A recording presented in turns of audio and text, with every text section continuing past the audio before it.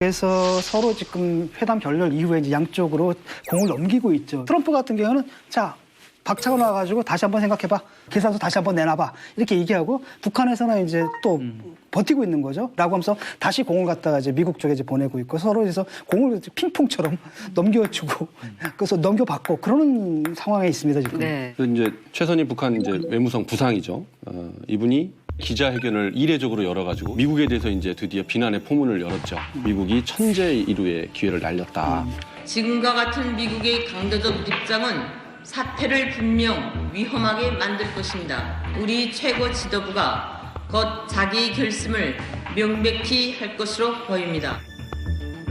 그럼에도 불구하고 그 최선희가 그 말 끝에 무슨 얘기를 했냐면 자기네 김정은 위원장과 트럼프 대통령의 궁합은 매우 좋다. 거기다 어떻게 궁합의 속뜻도 몰라요? 그래서 제가 혼자 한참 어떻게 웃었어요. 되는 거야, 이 두 분이? 이제 사실은 이게 이 상황에 대해서 비관적 시나리오하고 낙관적 시나리오가 있는 거잖아요. 그러니까 비관적인 관점에서 보게 되면 하노이 회담 이전, 싱가포르 회담 이전의 상태로 돌아간 것이다. 이런 해석이 있고요.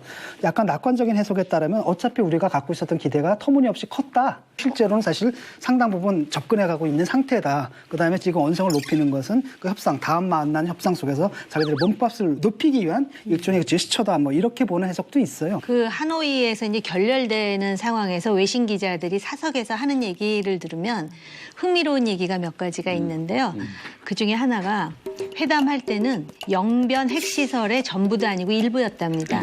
그런데 이제 말씀하셨듯이 트럼프가 박차고 나가니까 최선희가 거의 버선발로 뛰어가면서 그럼 일부가 아니고 전부 하겠다 이랬는데도 그냥 갔대요. 그랬는데 김정은 입장에서는 이런 수모는 처음이라고 본인은 생각했을 거 아니에요. 젊은 나이에 거의 2~3시간을 아무도 못 들어오게 하고 혼자 방하에서 두문불출하면서 이거는 지금 정말로 근거가 있는 얘기인지 없는 얘기인지 모르는데 제가 외신으로부터 들은 얘기는 사석에서 그 정도로 북한의 충격이 컸다라는 것이죠. 사실은 그렇잖아요. 실패한 정상회담이라는 게 있을 수가 없잖아요. 왜냐하면 정상회담 하기 전에 모든 게 다 끝나고 그렇죠. 항상 악수만 하는 게 정상회담이었는데 그 깨져버리니까 굉장히 막 타격이 컸을 겁니다. 실패한 정상회담도 사실은 있었어요. 과거에 레이건하고 고르바초프가 할 때 레이캬비크. 네, 그래가지고선 정상회담을 했는데 아무 결론이 없었어요. 그랬지만 성명은 나왔죠. 그렇죠. 아주 우호적으로. 근데 이번에는 밥도 안 먹고 헤어졌으니까. 밥도 안 먹고 헤어지고 성명서도 뭐 이런 하나도 없었잖아요. 네. 뭐 일단은 우리가 표면적으로만 보면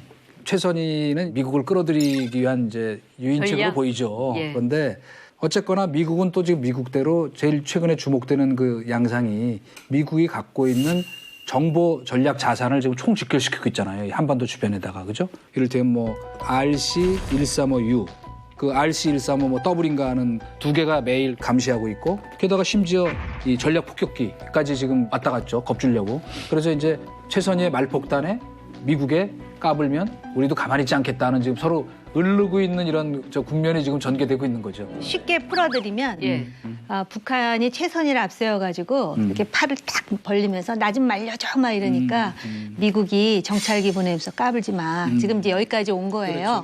그러면 이번 그 하노이 결렬된 하노이 회담에서 어떤 사실을 우리가 확인할 수 있는가?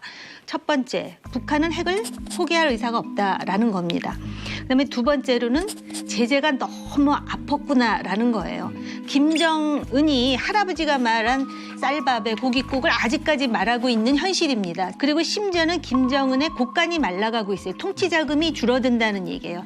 이렇게 되면 엘리트들이 이제 이반하거든요. 김정일도 마찬가지입니다. 북한 엘리트들을 소위 이제 자기 그 품 안에 아우르기 위해서 고급 차도 사주고 뭐 그런 거 했어야 사치품도 나눠주고 그래서 북한 내부의 동요에 대해서 우리가 보진 않았지만 상상하기 어렵지 않아요.